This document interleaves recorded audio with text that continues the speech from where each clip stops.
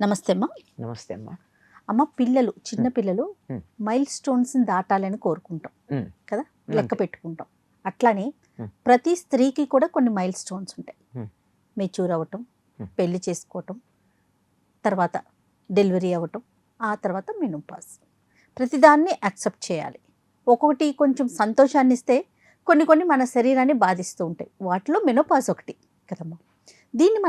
దీనికి మన శరీరాన్ని ఎలా సిద్ధం చేసుకోవాలి, ముందుగానే ఎలా ప్రిపేర్ చేయాలి, దీనికి చుట్టూ ఉన్న వారి సహాయ సహకారాలు ఎలా ఉండాలి? ఎందుకంటే మాట్లాడుకోవటానికి 4 పదాలు, 4 అక్షరాలు మాత్రమే, కానీ దీని వెనకాల ఎంతో అంటే మదన పడటం కానీ సపోర్ట్ సిస్టమ్ కానీ చాలా అవసరం కదా. మీరేం చెప్తారు? అమ్మ, శారీరకంగా మాత్రమే మీరు మాట్లాడారు, అంతేనమ్మా. కానీ అక్కడ మానసికంగా చాలా మార్పులు వస్తాయి. ఎందుకంటే ఇవన్నీ కూడా హార్మోన్స్ వల్ల వచ్చేటటువంటి మార్పులు కదమ్మా. అవును, హార్మోన్స్ మనసు మీద ప్రభావం చూపిస్తాయి కదా. ఖచ్చితంగా. ఇప్పుడు మెచ్యూరిటీ అయింది పిల్లకి, మెచ్యూర్ అవ్వగానే ఏమైంది, అప్పటిదాకా ఉన్నటువంటి శారీరకంగా ఉన్న మార్పుతో పాటు మానసికంగా కూడా మార్పు వచ్చేస్తుంది. ముందు గొంతులో మార్పు తెలుస్తుంది, నడకలో మార్పు తెలుస్తుంది. అప్పుడు లేని కులుకు వయ్యారం ఇవన్నీ వచ్చేస్తాయి, వగలు ఇవన్నీ వచ్చేస్తాయి. రావు, తప్పు కూడా కాదు నేను అనడం, ఇవేమీ తప్పు కాదు, సహజం. అప్పటిదాకా టాంబాయిలా తిరిగినటువంటి పిల్ల చక్కగా చీర కట్టుకోవాలని, నగలు పెట్టుకోవాలని అనుకోవడం చాలా మందిలో కనపడుతోంది. ప్రత్యేకంగా ప్రయత్నం చేస్తే తప్ప అలా తయారైపోతూ ఉంటారు. ఇది ఏమిటి, ప్రకృతిలో తరువాతి తరాలు తయారవడం కోసం అని చెప్పి ప్రకృతి ఏర్పాటు చేసినటువంటి ఒక మార్పు. అవును, అది నాకు సహజంగా ఉంటుంది. దీన్ని అందరూ చాలా ఆనందంగా యాక్సెప్ట్ చేస్తారమ్మా. అమ్మాయి చిన్నది పెద్దదైంది అంటే అదొక పెద్ద వేడుకగా చూసుకుంటారు, బాగానే ఉంటుంది, పెళ్ళి అవుతుంది. పిల్లలు పుట్టినప్పుడు కూడా అదొక వేడుకగా అనుకుంటారు. కానీ సంతానం కలిగిన తర్వాత మగవాడిలో పెద్దగా మార్పు రాదు, కానీ ఆడవాళ్లలో శారీరకంగా మానసికంగా మార్పు వస్తుంది. బాగా మార్పు వస్తుంది, శారీరకంగానూ వస్తుంది, మానసికంగానూ వస్తుంది. ఎందుకు అంటే తనలో 9 నెలల పాటు వేరే జీవిని మోసారు. కంట్లో ఒక నలక పడితే భరించలేమే, లోపల 2-3 కేజీల బరువును భరిస్తారు. 4-5 కేజీల దాకా ఉంటుంది అది, బిడ్డ కాకుండా మిగిలిందంతా కలిపి. ఇంత బరువుని మోస్తూ ఉన్నప్పుడు ఎన్ని రకాల మార్పులు వస్తాయి శరీరంలో కదా, ఆలోచించండి. అవునమ్మా. ఇదంతా అయిన తర్వాత మార్పు వస్తుంది, హార్మోనల్ చేంజెస్ వస్తాయి. అప్పుడు దానివల్లనే కోరికల్లో మార్పు కనపడుతుంది. అది వరకున్న దానికి ఇప్పటికీ తేడా ఉంటుంది. అప్పుడు తిననివన్నీ తినాలనుకుంటారు, అప్పుడు చెయ్యనివన్నీ చేయాలను, ఇవన్నీ చాలా తేడాలు ఉంటాయి. ఇవన్నీ కూడా మనం సంతోషంగానే యాక్సెప్ట్ చేసేస్తున్నాం. కానీ తర్వాత శరీరంలో వచ్చే మార్పులు చాలామంది ఆడవాళ్ళు యాక్సెప్ట్ చేయట్లేదు. కారణం ఏంటంటే భర్తలు మరొక దృష్టితో చూడడం వల్ల. భార్య అందంగా లేదు, లావెక్కిపోయింది, అది వరకున్న అంత అందంగా కనపట్టలేదు అనే దృష్టితో చూసిన మగవాళ్ళు ఉన్న చోట ఆడవాళ్ళు తప్పనిసరిగా మేము అందంగా కనపడాలని తాపత్రయపడతారండి. ఎందుకంటే కాపురం నిలబెట్టుకోవాలి. ఏ ఆడది కూడా తన సంసారాన్నో భర్త ప్రేమను ఇంకోళ్ళతో పంచుకోవడానికి ఇష్టపడదు కదా.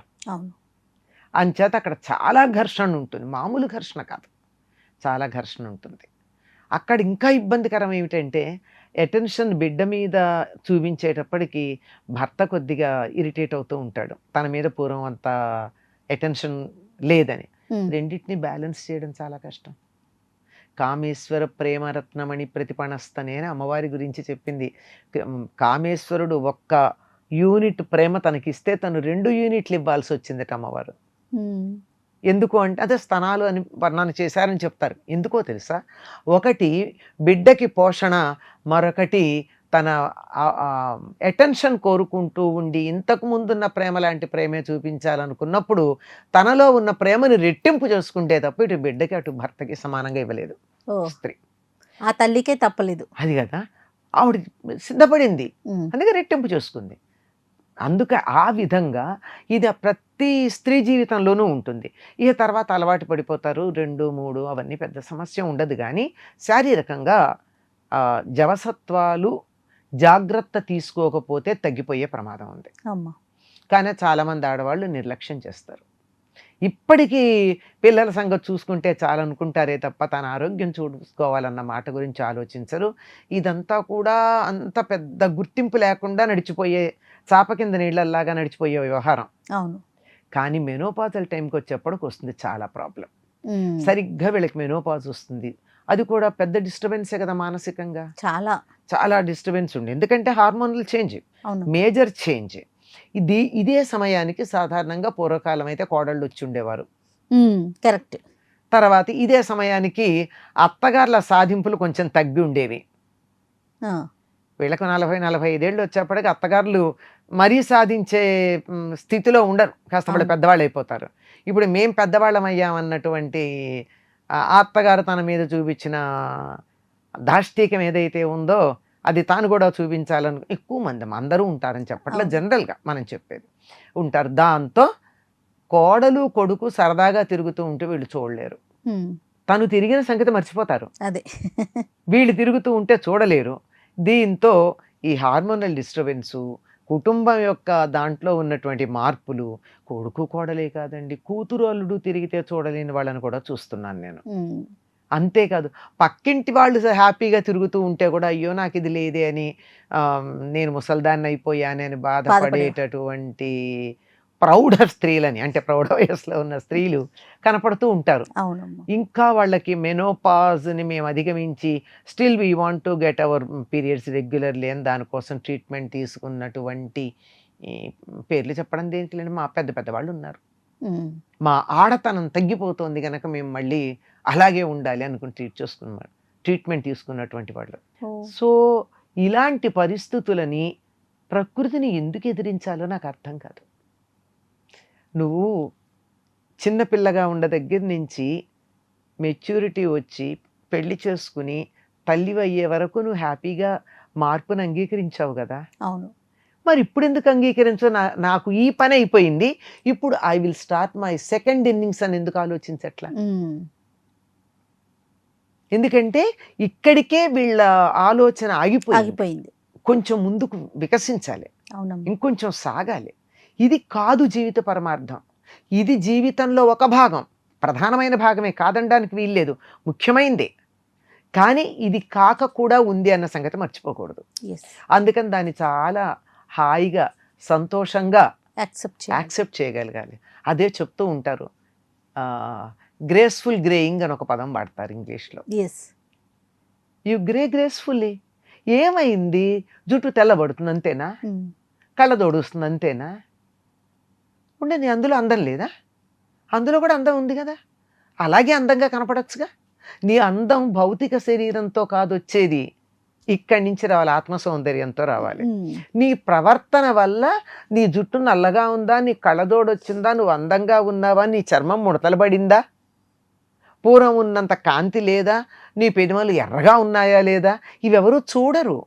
నీ ప్రవర్తన చక్కగా ఉండి నువ్వు ప్రేమగా ఇతరులతో ఉండడం మొదలుపెట్టినట్టయితే ఇవన్నీ దాటిపోయి నీ వయస్సుకు తగినట్టు ఉండడం ఉంది. ఎప్పుడైనా సరే గుర్తుపెట్టుకోండి, కాలం అనేది దాని పని చేసుకుంటూ వెడుతుంది. దానికి అనుగుణంగా మనం వెళ్ళామా ఆనందంగా ఉంటాం, ఎదిరించినప్పుడు ఇబ్బంది పడతాం. అవునమ్మా. సో మెనోపాజ్ స్టేజ్ లో మనం తీసుకోవాల్సిన జాగ్రత్తలు ఏమిటంటే, డిస్టర్బెన్స్ వస్తుంది మొట్టమొదట, రెగ్యులారిటీ తగ్గుతుంది. అంటే మెనోపాజల్ టైం అని అర్థం చేసుకుని, ఇప్పుడు నాకు డిస్టర్బెన్సెస్ వస్తాయి గనక నన్ను నేను కొంచెం అదుపులో పెట్టుకుంటే మంచిది అని ఎవరికి వాళ్ళు నియంత్రణ చేసుకోవాలమ్మా. అప్పుడు వచ్చేటటువంటి వాటికి కొన్ని వైద్య సహాయాలతో తగ్గే ఉంటాయి. ఇరిటబిలిటీ లాంటివి తగ్గవు, కానీ వేరే రకమైన తలనొప్పులు, కడుపు నొప్పులు వచ్చే లక్షణాలు ఉంటాయి కొంతమందికి, ఫీవర్ రావడం ఇట్లాంటివి ఉంటాయి. ఇట్లాంటి వాటికి వైద్య సహాయం తీసుకోండి. లేదు చికాకు వస్తుంది అనుకోండి, దేనివల్ల చికాకు పడుతున్నాం? వంట చేయాలంటే చికాకుగా ఉందా, ఇల్లు చిమ్మాలంటే చికాకుగా ఉందా, పిల్లలు మాట వెనకపడితే చికాకు వచ్చింది, ఇంకేది చికాకు వచ్చింది, ఒక్కసారి అబ్జర్వ్ చేసి ఆ విషయాల నుంచి ఆ సమయంలో కొంచెం దూరంగా ఉండడం మొదలు పెడితే ఒక ఏడాది ఎంతో ఉంటుందమ్మా. జాగ్రత్త పడ్డారంటే తర్వాత జీవితం అంతా ఆనందంగా ఉంటారు. ఇతరులు మన్ని అర్థం చేసుకోవడానికి అవకాశం ఉంటుంది. గుర్తుపెట్టుకోండి, మీ జీవితంలో ఒక ఫేజ్ అయిపోతుంది, నెక్స్ట్ ఫేజ్ స్టార్ట్ అవుతోంది, దానికి ప్రిపేర్ అవుదాం. ఈ పాత ఫేజ్లోనే నేను ఉండాలని అనుకోవడం తెలివి తక్కువతనం అన్నది ఒక్కటి ఆలోచించుకుంటే ఇది ముందుకు సాగడానికి బాగుంటుంది. ఫ్యామిలీ మెంబర్స్ అర్థం చేసుకోవాలమ్మా. రకరకాల ప్రాబ్లమ్స్ వస్తాయి.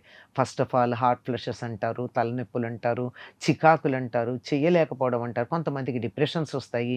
ఇది చెప్పి ముందరే చెప్పాలి, నా శరీరం ఇలా ఈ సమయాల్లో ఇలా ఉండే పరిస్థితి వస్తోంది, కొంచెం నేను చికాకు పడితే సర్దుకోండి అని చెప్పాలి. కుటుంబ సభ్యులు సహకరించారా, అదో స్వర్గం అండి. అంతే. అది లేకపోతే నరకం, అంతే తేడా. కానీ మనిషిని మనిషి అర్థం చేసుకున్నప్పుడే అది కుటుంబం, లేకపోతే కాదు. నీ కంఫర్ట్ నిన్ను నాశనం చేస్తుంది, లేకపోతే మన కంఫర్ట్ మనల్ని నాశనం చేస్తుంది. ఎవరైనా సరే. దీన్ని మనం పిల్లలకి ఎలా తెలియచేయాలమ్మా? నిజంగా కంఫర్ట్ ఇస్తే నాశనం అవుతుందా, మనకైనా పిల్లలకైనా? ఎందుకంటే మన ఆలోచన ఎప్పుడు పిల్లల చుట్టే తిరుగుతూ ఉంటుంది కాబట్టి మీ ముందు నేను పిల్లలని చెప్పి అడుగుతా ఉన్నాను. ఎవరికైనానమ్మా కంఫర్ట్ జోన్లోంచి బయటికి రాంది ఏమీ చేయలేరు. కంఫర్ట్ జోన్ అన్న పదం మనం తరచుగా వింటాం. హాయిగా ఉంటుందమ్మా వేసవికాలం, ఏసీ వేసుకుని అలా కూర్చుని, ఇంకా కావాలంటే 16, 18లోనో పెట్టుకుని ఆ కంఫర్టర్ కప్పుకుని పైన కప్పుకుని మధ్య మధ్యలో మెళుకు ఏదన్నా నచ్చిన సీరియలో సినిమాను చూసుకుంటూ మధ్యలో ఉండి అప్పుడప్పుడు లేచి, మంచం మించి పడుకుని తినకూడదన్న సిద్ధాంతం తెలిసినా సరే ఆ నోరు చాపల్యంతో పక్కన ఉన్నది అట్లా ఎంత బాగుంటుంది, బానే ఉంటుందిగా. కానీ ఏం సాధించావు? బాడీకి అది అలవాటు చేసేస్తున్నాం కదా. ఏం సాధించావు? ఫస్ట్ ఆఫ్ ఆల్ ఏమీ లేదు. అంతా అయిపోయిన తర్వాత, రోజంతా అయిపోయింది, తర్వాత ఎవరో మీరో నేనో ఫోన్ చేస్తా, లేకపోతే మీరు నేను మీకో ఫోన్ చేసి ఏం చేశామంటే ఏం లేదు, రిలాక్స్ అయ్యాను. బాగుంది. రిలాక్సేషన్, జీవితం అంతా రిలాక్సేషనేనా? మన పని మనం చేసుకోవాలి. ఇంకొకటి ఏంటంటే, ఈ కంఫర్ట్ అన్నది కొంతకాలం బాగా ఉండి శరీరానికి అలవాటు పడిన తర్వాత అది ఏమాత్రం పని చేయడానికి ఇష్టపడదు. ఏ రకంగా అయితే ఒక యంత్రం వాడకుండా ఉంటే తుప్పు పడుతుందో, రస్టింగ్ అంటారు, అవును, అలాగే మన శరీరం కూడా రస్ట్ పడుతుంది. బాగా పనిచేసేటటువంటి వాళ్ళకున్న ఆరోగ్యం వీలైనంత వరకు సుఖపడదామని కూర్చునే వాళ్ళకు ఉంటుందా? సుఖం ఉంటుందేమో, సుఖానికి, ఆనందానికి, బ్లిస్కి తేడా తెలియదు.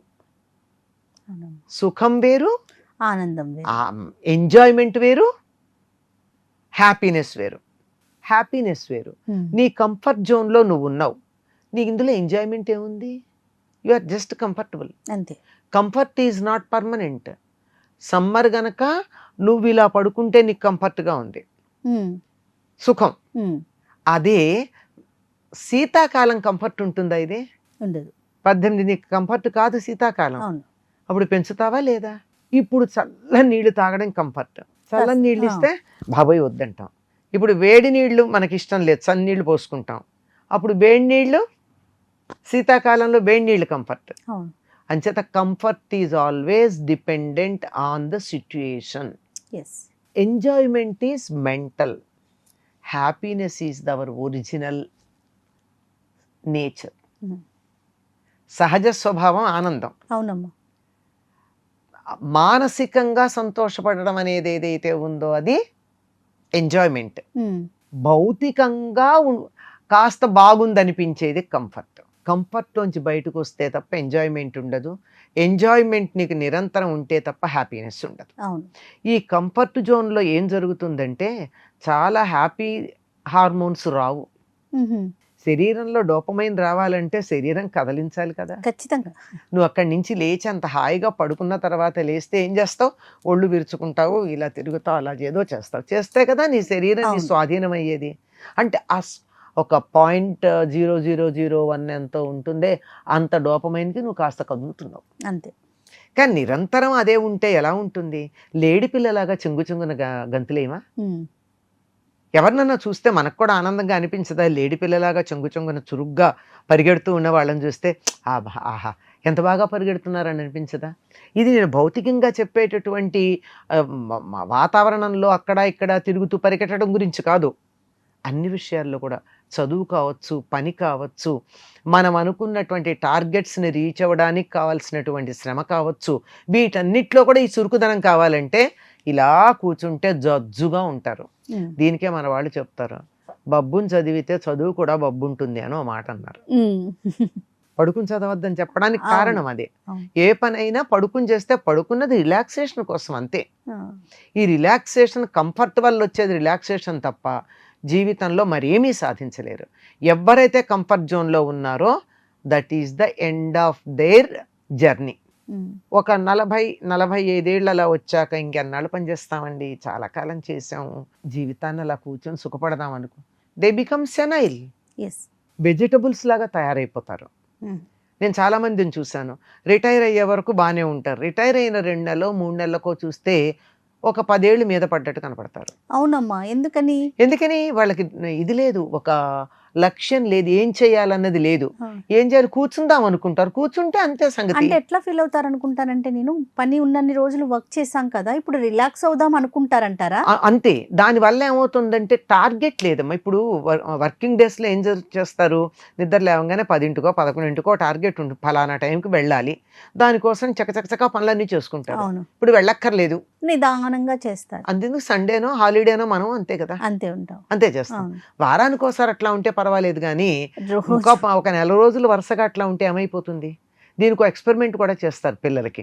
సమ్మర్ రాగానే మేము సినిమాలు చూస్తాం, మమ్మల్ని పరీక్షల్లో చదువు సినిమా చూడండి లేదు, కష్టపెట్టారు అది ఇది అంటే హాయిగా రెండర్రా అని టీవీ ఇచ్చేసి, ఆ రోజుల్లో పాతకాలంలో ఇవి ఉండేవి, ఇవి వీడియోలు క్యాసెట్లు తెచ్చి పెట్టేసి, మీకేం కావాలంటే అది పొద్దున ఎన్నింటికి లేస్తారో లేవండి, మీకు పాలిస్తాము, ఎన్నింటికి తింటారో బ్రేక్ఫాస్ట్ పెడతాం, ఎన్నింటికి కావాలంటే అన్నింటికి భోజనం పెడతాం, మీకు కావాల్సిన వీడియోలు చూడండి అని అక్కడ పడేస్తే ఆ పిల్లలందరినీ పీల్చి ఒక 5-6 4 రోజులు 5 రోజులు హ్యాపీగా ఉంటారు వాళ్ళు. అవును. ఆ తర్వాత అబ్బా టీవీ చూడాలంటే బోర్ కొడుతోంది అంటారు. అవును, ఇది కంఫర్ట్ అని అనుకున్నారు, that's not comfort. Comfort is always dependent on the out side factors. So ఆ కంఫర్ట్ జోన్లోంచి బయటకు వస్తే తప్ప, ఎప్పుడు మీకు రిలాక్స్ అవ్వాలనిపించింది, కష్టపడి చదివినప్పుడు, శారీరక శ్రమ చేసిన తర్వాత ఇలా కూర్చుంటే అమ్మయ్య అనిపిస్తుంది. పొద్దున్నుంచి ఇలాగే కూర్చుని అమ్మయ్య అన్న ఆ వౌ ఫీలింగ్ ఉండదు కదా, పట్టేస్తే కదా. అదే కదా, వౌ ఫీలింగ్ కావాలంటే నువ్వు కష్టపడాలి, శరీరానికి శ్రమనివ్వాలి. ఆ ఇచ్చినప్పుడు యంత్రం పనిచేస్తుంది ఎవరికైనా సరే. అందుకే సాధారణంగా ఇప్పుడు అందరూ ఫిజియోథెరపీకి ఎందుకు వెళ్తున్నారు అంటే, శరీరాన్ని ఒక్క చోట కదలకుండా పిప్పళ్ళ బస్తాలాగా కూర్చోబెట్టడమే కారణం. పూర్వకాలం వాళ్ళు ఎవరు ఫిజియోథెరపీకి వెళ్ళలేదే, పనిచేసేవాళ్ళు, నడిచేవాళ్ళు, ఇంట్లో తిరిగేవాళ్ళు, ఇల్లు పెద్దది ఉండేది. ఇప్పుడు చిన్న ఇళ్ళు, ఎంతసేపు తిరిగినా బొంగరంలాగా ఇట్టి గుడుగుడు గుంజని తిరగడమే తప్ప 4 అడుగులు వేయడానికి లేదు. అంచేత కంఫర్ట్ జోన్లోంచి బయటకు రావాలి. కంఫర్ట్ జోన్లో పడ్డారంటే మీరు ఇంకా ముందుకు సాగటం లేదు అని అర్థం. కానీ పిల్లల్ని కాస్త అలవాటు చేస్తున్నామేమో అనిపిస్తా ఉందమ్మా కంఫర్ట్ జోన్కి. చాలా చేస్తున్నామమ్మా, మనం చేస్తున్న చాలా తప్పమ్మా. పిల్లల్ని కూర్చోబెట్టి మీరు అంటున్నట్లుగా కారుల్లోనే తిప్పాలి, చెయ్యాలి, కానీ వాళ్ళకి మరి కష్టం అనేది ఎట్లా తెలుస్తుంది, దాన్ని ఎట్లా అలవాటు చేయాలి? అలవాటు చెయ్యాలమ్మా, చెయ్యాలి, తప్పనిసరిగా చెయ్యాలి. ఇప్పుడు పిల్లలు అన్నం పారేస్తున్నారు అనుకో అమ్మా, తీసుకెళ్ళి బిచ్చగాళ్ళని చూపించండి. చెత్త కుండీలోంచి చేరుకుని తినే బిచ్చగాళ్ళని చూపించి మేము పెడుతుంటే మీకు తెలియటం లేదు అని నాకు తెలుసు. అది చూపించిన తర్వాత అన్నం పారేయడం మానేసి ఏదన్నా ఎక్స్ట్రా ఉంటే కవర్లో పెట్టి మర్నాడు స్కూల్కో వాకింగ్కో వెళ్ళేటప్పుడు అక్కడ వాళ్ళని పీల్చివ్వడం మొదలుపెట్టిన పిల్లల్ని నేను చూసా. అంటే పేరెంట్స్ కొంచెం జాగ్రత్తగా ఉండాలి. మరి మనం ఏదో కష్టపడ్డాం గనక మన పిల్లలకు సుఖాలు అలవాటు చేయాలనే అభిప్రాయంలోంచి తల్లిదండ్రులు బయటికి రావాలి. మనం కష్టపడ్డాం గనక ఇవాళ ఈ స్థితికి వచ్చాం, పిల్లలు కూడా కష్టపడాలి, మనలాగా కాదు. వాళ్ళ కష్టం వేరే రకంగా ఉంటుంది. మన పరిస్థితుల్లో మనం కష్టపడ్డాం, ఈ పరిస్థితులకు అనుగుణంగా వాళ్ళు కూడా కష్టపడాలి. కష్టం ఏదో రకంగా ఉండాలి. కష్టే ఫలి అని కష్టపడింది ఏమీ రాదు, ఊరికే వచ్చినటువంటిది ఎలాగూ నిలవదు. దాన్ని మనం ఆనందించటం కూడా ఉండదు, ఆనందించలేము కూడా. అవును, ఊరికే వచ్చిన దాని విలువ తెలియదు. కరెక్ట్ అమ్మా, కరెక్ట్, రైట్. నమస్తే అమ్మా. And for more videos, please subscribe to iDream. Please subscribe to iDream. Please subscribe iDream. And please subscribe to iDream. For more videos, subscribe to iDream. please like, share and subscribe to the channel. Congratulations, iDream. Subscribe to iDream. Subscribe to iDream. So subscribe to iDream Media. iDream team andarki huge congratulations. Please subscribe iDream Media. Please subscribe to iDream. Subscribe iDream. Please subscribe to iDream. iDream అంటే నా కళల ఛానల్ను subscribe చేసుకున్న నోరు తిరుగుతలేదు, మీరైతే గంట గుర్తు కొట్టండి. For more such videos, please subscribe to iDream. Subscribe to iDream. Please subscribe to iDream. Please subscribe iDream Media. Please do subscribe to iDream. Please subscribe to iDream Media. For best entertainment and information, please subscribe iDream. And don't forget to subscribe to iDream.